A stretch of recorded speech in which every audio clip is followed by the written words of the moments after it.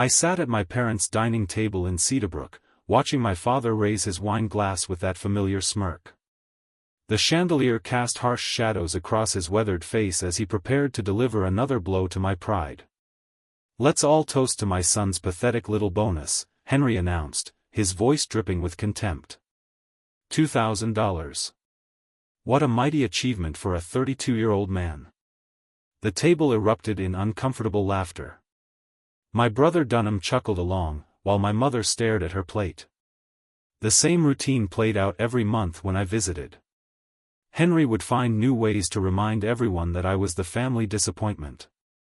I forced a smile and raised my glass, but inside, shame burned like acid.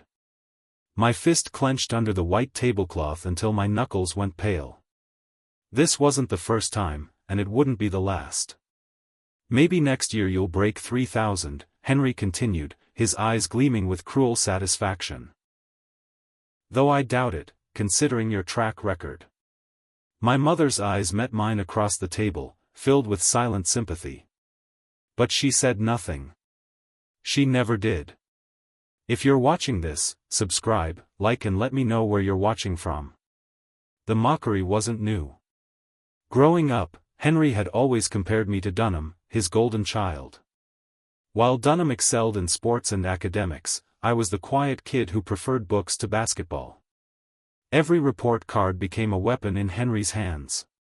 "Dunham scored 4 touchdowns last night," he'd say during dinner. "What did you do today?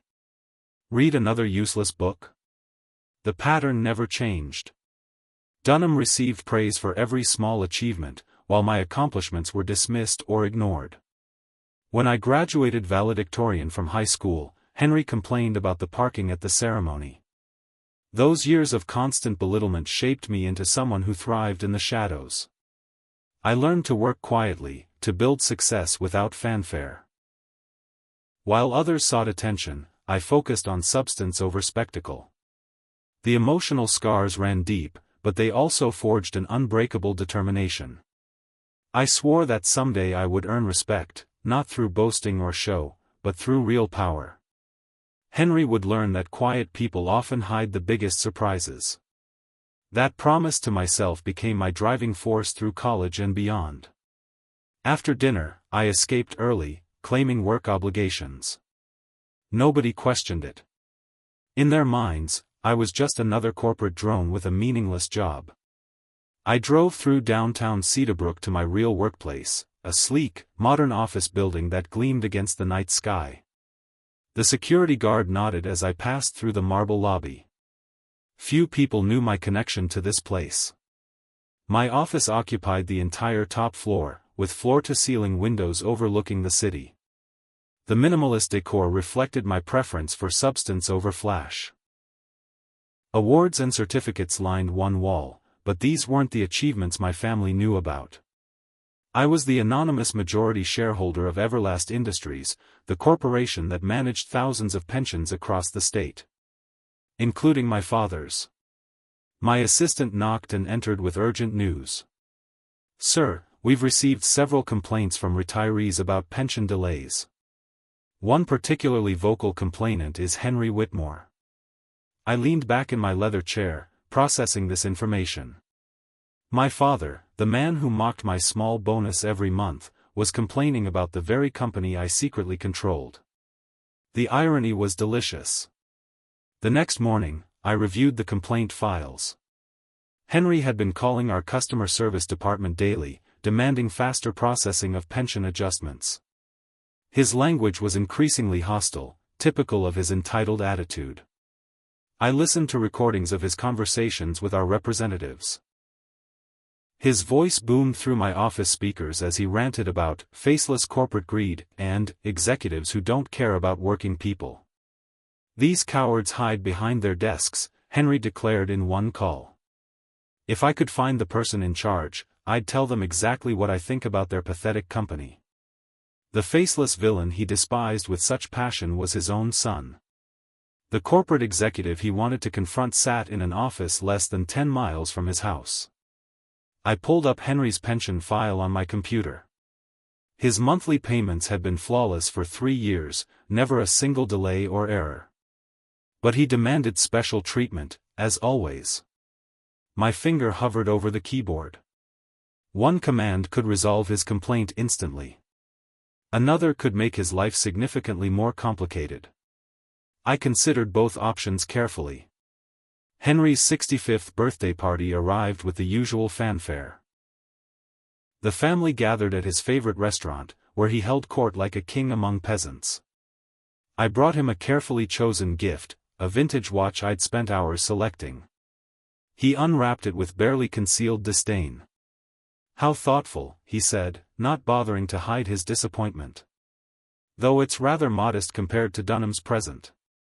Dunham beamed as Henry praised his expensive golf clubs. "This is what success looks like," Henry announced, showing off Dunham's gift to nearby tables. "Not everyone can afford quality like this." The familiar sting hit me again, but this time I remained calm. I discreetly pulled out my phone and opened the Everlast Industries Management app. With a few quick taps, I authorized a corporate decision that would shift my father's world in ways he couldn't imagine.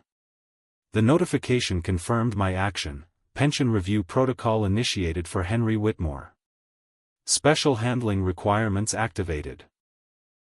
I slipped the phone back into my pocket and smiled genuinely for the first time that evening. Henry interpreted my expression as acceptance of his insult. He had no idea what I just set in motion.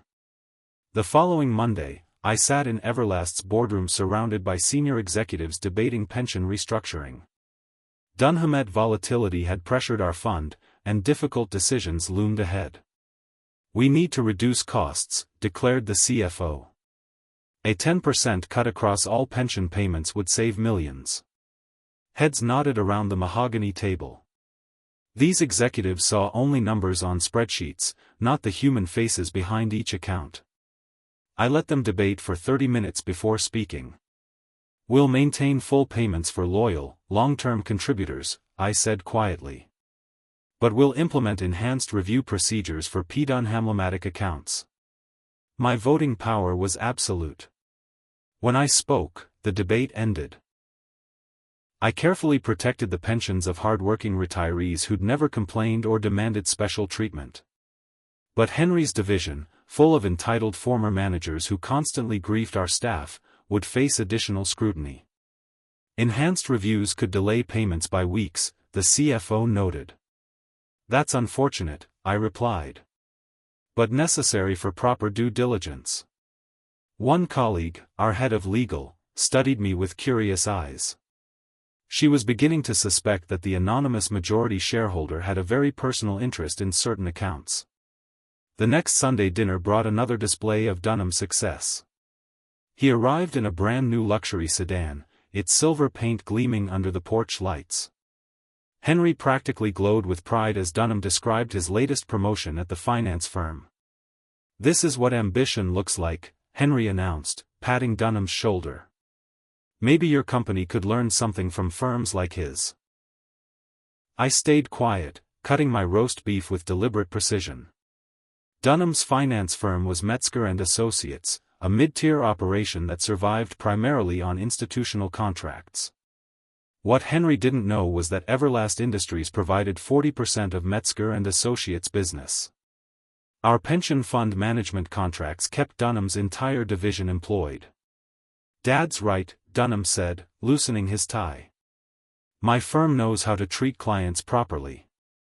We don't hide behind bureaucracy like some corporations." I smiled and nodded, chewing slowly. Dunham had just unknowingly criticized the very company that funded his expensive lifestyle. The irony was becoming my favorite dinner entertainment.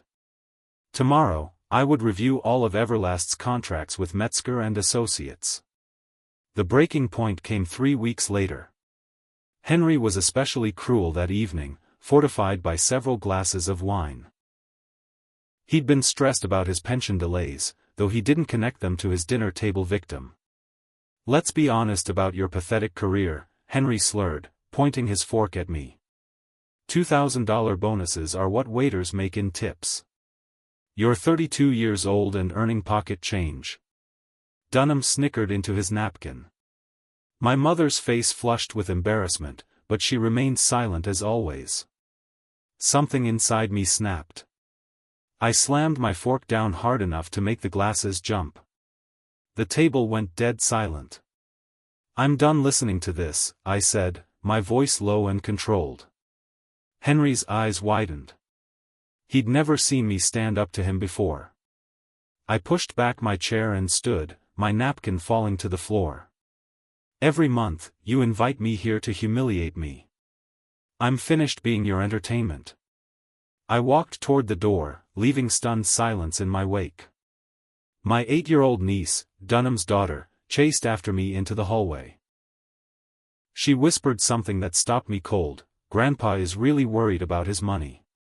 Mom heard him crying on the phone. 2 days later, my mother appeared at my apartment door. I rarely had visitors, preferring the privacy of my modest 2-bedroom place.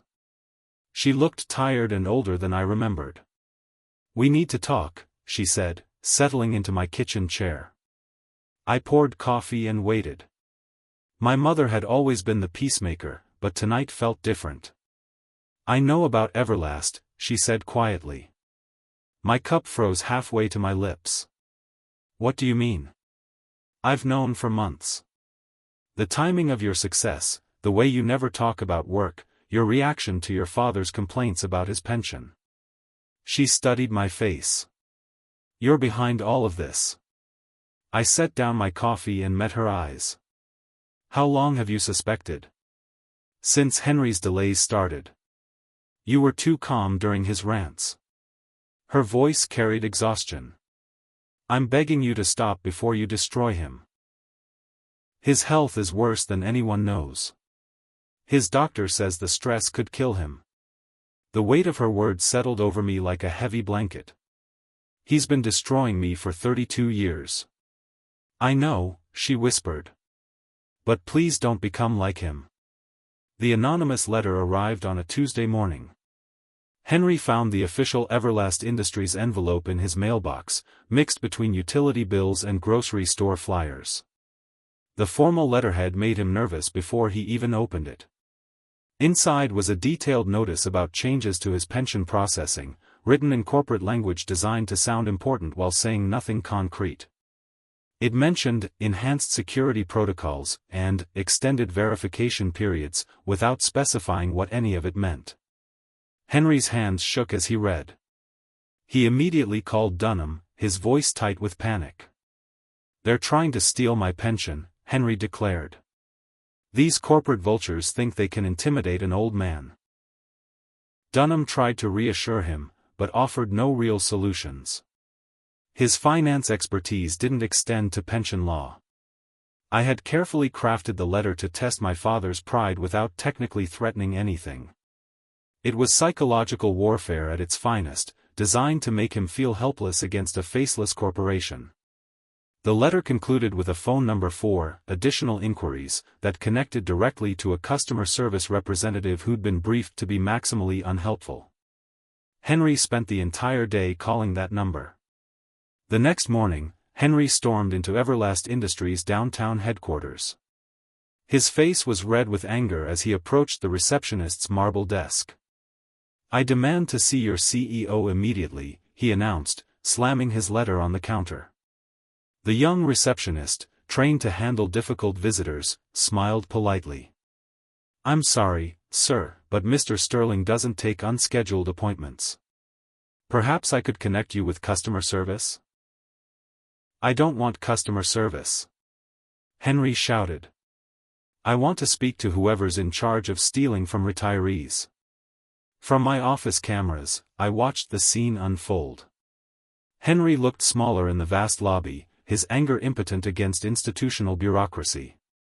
I could have ended his suffering with a single phone call. Instead, I authorized the receptionist to direct him to our mid-level manager, a particularly condescending man who specialized in deflecting complaints. The meeting lasted 20 minutes. Henry emerged from the elevator looking defeated and humiliated. He stood in the lobby for several minutes, staring up at the directory of corporate offices, cursing the company that he couldn't know was controlled by his despised son. Dunham confronted me the following evening at my apartment.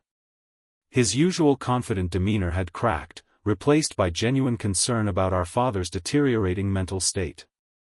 "You have to help him," Dunham pleaded. "Dad's been calling me every hour, ranting about conspiracies and corporate corruption. He's falling apart." I leaned against my kitchen counter, unmoved by Dunham's distress. "Why is this my P. Dunhamlum? You're his favorite son. Because you work for a corporation. You understand how these things work." The irony was perfect. Dunham was asking me to solve a P. Dunhamlum I had created. "Actually, Dunham, there's something you should know about corporate relationships," I said, pulling out my laptop. "Your firm, Metzger & Associates, receives significant revenue from pension fund management contracts." I showed him the numbers on my screen. Dunham's face paled as he absorbed the information. "Specifically, 40% of your division's income comes from one client, Everlast Industries." Dunham's mouth opened but no words came out. "If something happened to that relationship," I continued, "your entire department would face layoffs. Including you." For the first time in our lives, Dunham was speechless. The newspaper article appeared on a Thursday morning. A business journalist had picked up on rumors about Everlast Industries' mysterious ownership structure. The headline read, "Anonymous Shareholder Controls Major Pension Fund." Henry read the article with fascination over his morning coffee, completely unaware that it described his own son's business empire. "Whoever this person is, I respect him more than my own son," Henry told my mother over breakfast. "At least he built something real instead of collecting pathetic bonuses." My mother flinched, choking slightly on her orange juice. The cruel irony of Henry's words twisted like a knife in her chest. "Maybe you're too hard on our son," she suggested carefully. "He's 32 and has nothing to show for it," Henry replied, turning the page. "Meanwhile, this mysterious businessman controls millions. That's the kind of man who deserves respect." My mother excused herself from the table, unable to bear listening to Henry praise me while simultaneously condemning me. That evening, Henry called Dunham to share his theory about finding the anonymous owner. He was determined to meet this person he admired so much. The pension meeting took place in Cedarbrook's community center. Dozens of worried retirees filled the folding chairs, their voices buzzing with anxiety about delayed payments and confusing letters. Henry had organized the gathering, positioning himself as their unofficial leader. He stood at the front of the room, his voice booming with righteous indignation. "We worked our entire lives for these pensions," he declared. "We won't let some faceless corporation steal what we earned." The crowd murmured approval. Many of these people had legitimate concerns about their retirement security, and I felt genuine sympathy for their situation. Through a secure video connection, I addressed the crowd anonymously, my voice electronically altered and my image obscured. I assured them that most pensions were completely safe and payments would continue as scheduled. But I made one exception clear: accounts under enhanced review would face additional delays while security protocols were completed. Henry pounded his fist on the table. "This is exactly the kind of cowardice I expected from you people.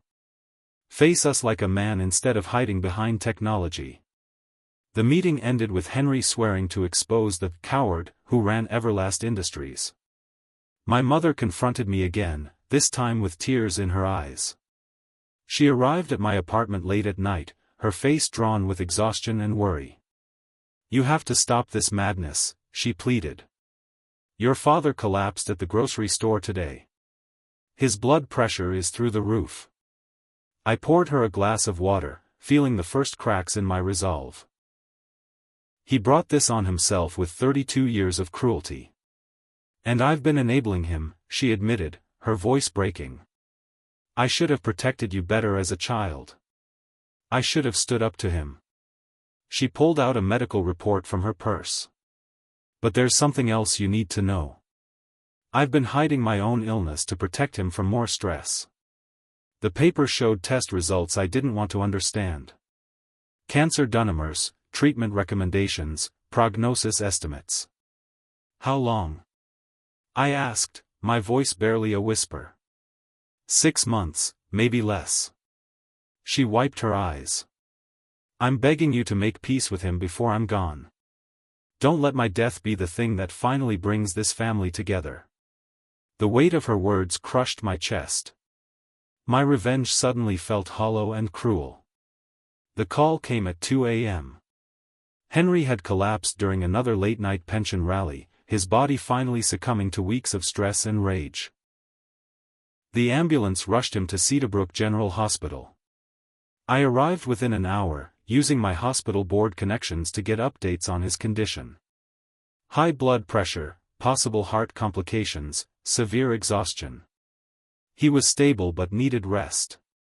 In the quiet ICU, I stood beside his bed listening to the steady beep of monitors. Henry looked fragile under the harsh fluorescent lights, his face pale and drawn. He muttered in his sleep, fragments of sentences that revealed thoughts he'd never spoken aloud. Should have been prouder, tried to make him stronger, didn't know how. The words hit me like physical blows. For the first time, I heard regret in his unconscious mind. I stayed until dawn, then slipped out before the nursing shift change. No one saw me leave. At least, I thought no one had seen me. Dunham was waiting in the hospital parking garage when I reached my car. His face was grim in the fluorescent lighting, his expensive suit wrinkled from a sleepless night. I saw you up there, he said, blocking my path. Standing by his bed like you actually care. I tried to walk around him, but Dunham grabbed my arm. You're going to fix this. You're going to restore Dad's pension and end this sick game. Or what? I asked, pulling free of his grip. Or I'll expose everything. He mocks every month actually built an empire while he collected pension checks. Dunham's confidence wavered as the implications sank in. And when you're done destroying what's left of his pride, I continued, explain to your wife why Metzger and Associates just lost their biggest client. Dunham stepped back, his face pale with realization. 2 weeks later, Henry announced he was rewriting his will. The entire family gathered in his study as he detailed the changes with theatrical precision. Dunham will inherit the house, Henry declared, his voice still weak from the hospital stay. He's proven himself worthy of the family legacy. I listened without emotion as he divided possessions I'd never wanted anyway. Material things had never mattered to me. But as we left his study, my mother discreetly pressed a sealed envelope into my hand. This is from me, not him, she whispered. Open it when the time is right. The envelope felt heavy in my pocket as I drove home. Whatever my mother had written, it could wait. I wasn't ready for more emotional complications. That night, I placed the unopened letter in my desk drawer next to other important documents. When the time was right, she'd said. But when would that be? Henry's health was improving, but slowly. The stress had taken years off his life, and I was beginning to understand that my revenge was costing more than just his comfort. The unopened letter seemed to watch me from across the room. The corporate coup attempt came without warning. 3 board members had discovered my identity through careful investigation and planned to expose me publicly to destabilize my control of Everlast Industries. I learned about their scheme through my network of loyal employees. They intended to call an emergency board meeting and demand my resignation, claiming I'd manipulated company policy for personal vendetta. But I'd anticipated this possibility years ago. Within 48 hours, I executed a carefully planned acquisition of 2 smaller pension management firms, consolidating my power and making Everlast Industries too valuable to disrupt. The board members who'd plotted against me suddenly found themselves managing a much larger, more profitable company. Their coup collapsed before it began, replaced by grateful acknowledgement of my business acumen. However, one of the failed conspirators made a desperate final move. He contacted Henry directly, hinting that the anonymous owner of Everlast Industries was someone closer to him than he realized. The seed of suspicion was planted. Henry's discovery came on a quiet Tuesday afternoon. He'd been researching Everlast Industries obsessively since the hospital stay, determined to identify his mysterious enemy. A combination of public records, business filings, and help from a private investigator finally revealed the truth. The anonymous majority shareholder was his own son. His phone call reached me at 4 p.m., his voice shaking with rage and disbelief.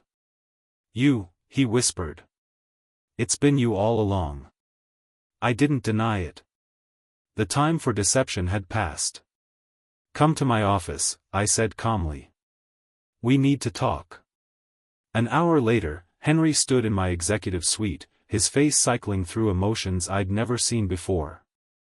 Pride, humiliation, rage, and something that might have been respect warred across his features. "Sit down, Dad," I said, gesturing to the chair across from my desk. "We have a lot to discuss." For the first time in my life, Henry looked at me as an equal. The conversation we'd both avoided for 32 years was finally about to begin. The showdown lasted 3 hours. Henry alternated between fury and grudging amazement as I explained how I'd built Everlast Industries from nothing while maintaining my cover as a corporate nobody. "You manipulated my pension to hurt me," he accused, his voice raw with emotion. "I delayed it to get your attention," I corrected. "Every payment you've received for 3 years came from my company. I could have cut you off entirely, but I didn't." Henry processed this information, his worldview crumbling and reforming with each revelation. "The bonuses you mock?" I continued. "They're deliberately small to maintain my cover. My real income from Everlast is more than your entire career earnings." "Then why?" Henry asked, his anger deflating into confusion. "Why let me humiliate you if you had this kind of power?" "Because I needed to understand who you really were," I replied. "Whether there was anything worth saving in our relationship." Henry sat in stunned silence, finally comprehending the scope of his son's hidden accomplishments. "I've been fighting my own son," he whispered. "You've been fighting your own son for 32 years, I said. That evening, I finally opened my mother's letter. Her handwriting, elegant despite her illness, filled 3 pages with words I desperately needed to read. "My darling son," it began. "By the time you read this, you'll have the power to destroy your father or save him. Please choose salvation." She explained Henry's childhood, his own abusive father who'd broken his spirit with constant criticism. The cycle of emotional damage had passed from grandfather to son, she wrote, but it could end with me. "He mocks you because he sees his own failures reflected in your quiet strength," she continued. "He fears you'll abandon him the way his father abandoned him emotionally. His cruelty comes from terror, not hatred." The letter revealed secrets I'd never known. Henry's business failures that I'd never heard about. His depression after my birth when he feared he'd be as poor a father as his own. His genuine pride in my achievements, hidden beneath layers of defensive mockery. "He loves you desperately but doesn't know how to show it," she concluded. "Please teach him before I'm gone." I wept reading her words, understanding finally that my father's cruelty masked his own profound pain. I hosted the next family dinner in my real apartment's dining room, not the modest place I'd pretended was my only home. The space reflected my true success, expensive furniture, original artwork, and a view of the city I'd conquered. Henry arrived last, his face carefully neutral. Dunham and my mother sat in uncomfortable silence, unsure what to expect from this gathering. I stood at the head of the table and raised my wine glass, just as Henry had done so many times before. "I have an announcement," I began, my voice steady and calm. "For the past 5 years, I've been the majority owner of Everlast Industries." The silence was complete. Dunham's fork clattered to his plate. "Every pension check Dad has received, every dollar that's kept this family comfortable, has come from the company I built." I looked directly at Henry. The small bonuses you've mocked were a cover story. I've been wealthy for years. Henry's face had gone completely white. And Dad, I continued, your pension issues? That was me, teaching you what powerlessness feels like. Henry's breakdown was immediate and complete. He pushed back from the table and fell to his knees, tears streaming down his face. I'm sorry, he sobbed. I'm so sorry for everything. I didn't know how to be proud of you without admitting how much I'd failed myself. Dunham stood abruptly, his face flushed with anger. This is insane. You've been lying to all of us for years. But my mother intervened before the situation could escalate further. Stop, she said, her voice carrying more authority than I'd ever heard from her. Both of you, stop this madness right now. She pulled off her wig, revealing the extent of her chemotherapy's effects. The room went silent again. I'm dying, she announced. I have weeks, maybe a month left. I will not spend my remaining time watching my family destroy itself over pride and old wounds. Henry looked up from the floor, his face stricken with new grief. Dunham sank back into his chair, overwhelmed. We're going to fix this, she continued. All of it. Right now. The resolution came slowly, built on honesty instead of years of hidden resentments. Henry kept his pension, but our relationship shifted to one of mutual respect rather than his dominance and my submission. Dunham struggled with being dethroned as the golden child, but eventually accepted that success came in many forms. I helped him understand that his worth wasn't diminished by my achievements. Most importantly, I established the Evelyn Whitmore Foundation in my mother's name, focusing on family counseling and emotional abuse prevention. The foundation's first project was a scholarship program for children from emotionally destructive homes. Henry became the foundation's most passionate advocate, using his own story to help other parents recognize their harmful patterns before it was too late. My mother lived long enough to see the foundation's first families helped. She died peacefully, knowing her sons had finally found their way to each other. At her funeral, Henry stood beside me as an equal, not as a critic or a judge. We mourned together, two men who'd wasted decades fighting instead of supporting each other. The small bonuses continued, but now they were a private joke between us rather than a source of shame. Henry had learned that real power wasn't measured in paychecks or public recognition. And I had learned that revenge without mercy destroys both the victim and the victor.